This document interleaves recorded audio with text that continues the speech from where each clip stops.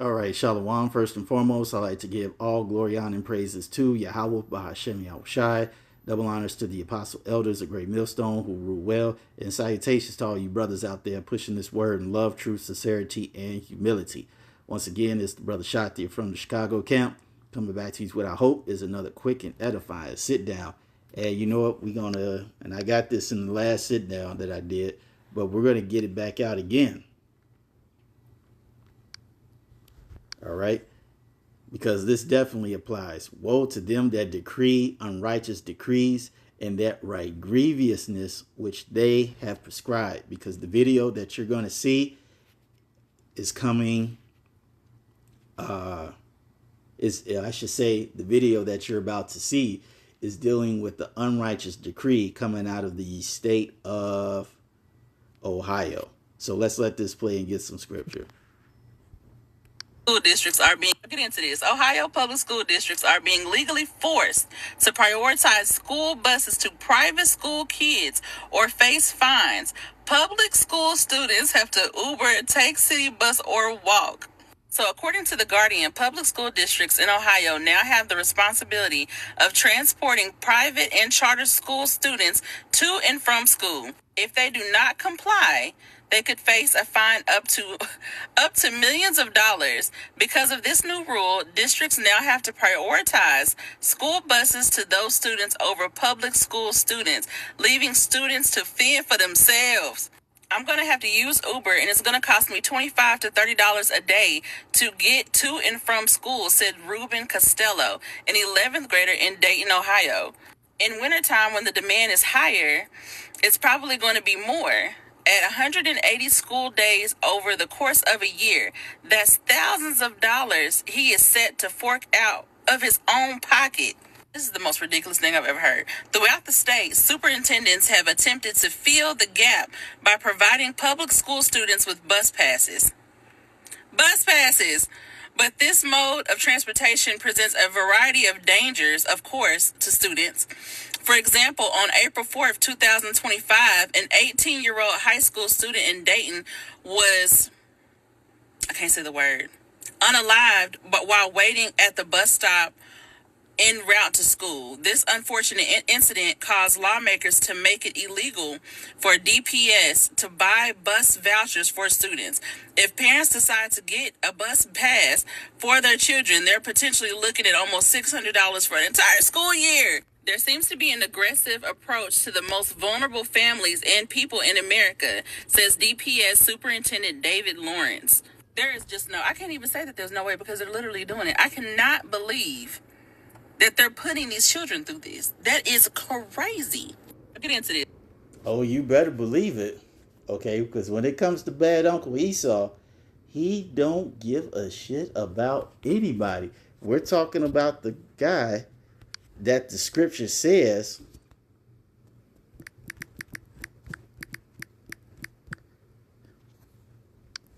that he won't regard the young or the old.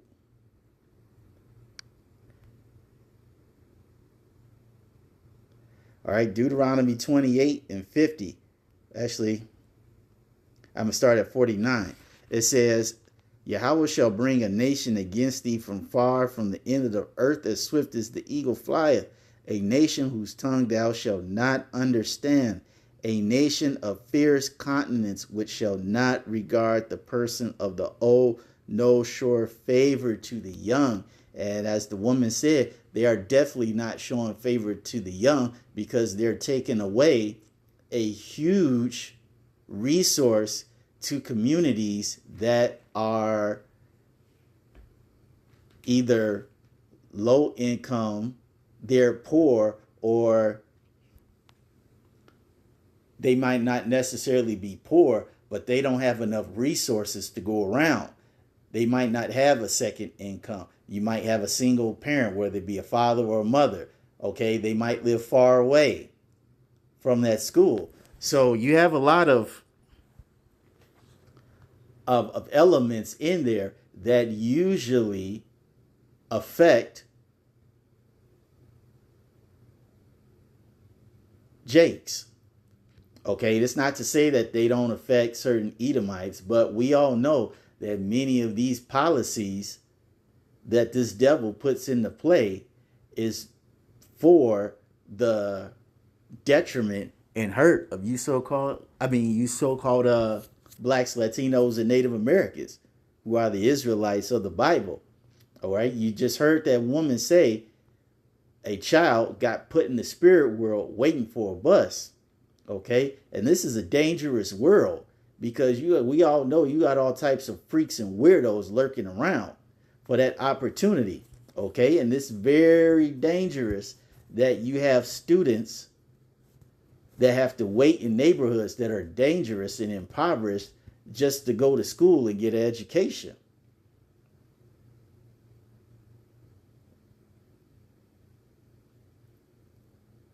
Because we all know that, as the article stated, the buses are to be pretty much reserved for the charter, the private schools. And we all know that the nation or nations of people that usually have money to do things are the Edomites, the Elamites, the Ishmaelites. Okay, a lot of these legislations usually tend to favor them, especially the so-called well-to-do, affluent, or rich Edomites of society.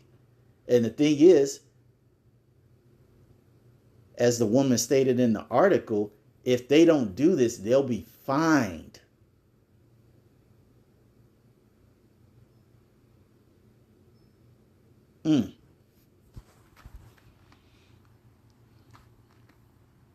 I tell you, man, this guy is a serious devil.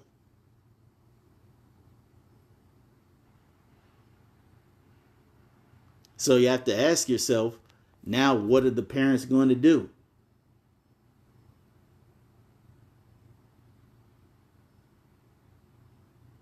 Because I guarantee you, many of them can't do that and go to work at the same time. It may not have the resources to do it. All right. I'm thinking of a precept, but it might take me a little bit to find. So I'm going to put it on pause real quick.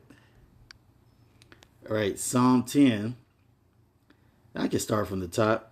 It says, why standest thou afar off, O Yahweh? Why hidest thou thyself in times of trouble? The wicked in his pride doth persecute the poor.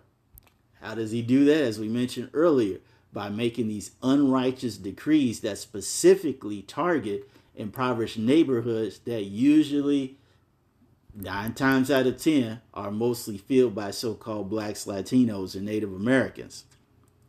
Okay? It says, let them be taken in the devices that they have imagined. For the wicked boasteth of his heart's desire, and blesseth the covetous whom the Lord abhorreth. Right. This guy shows favor to the rich and people of the other nations, but he does not show that same favor to you Israelites. And as the scripture says, you can't show favoritism in judgment. Okay, everything has to be fair.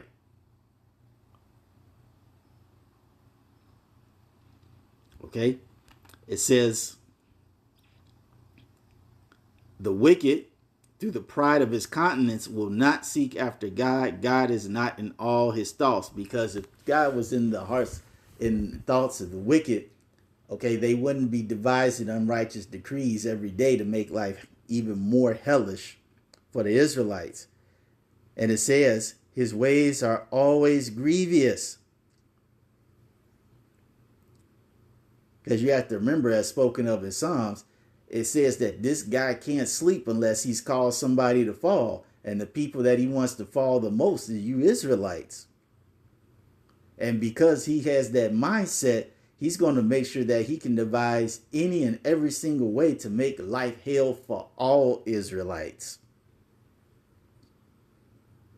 Even if you are a child. It says, thy judgments are far above out of his sight. As for all his enemies, he puffeth up at them. Okay? But that was the point in verses 2 through 5. Okay, it's saying all his ways are grievous.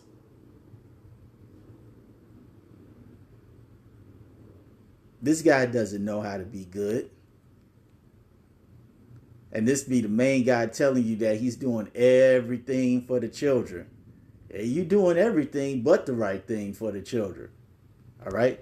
Now these children in Ohio have to find another means of transportation to get to school.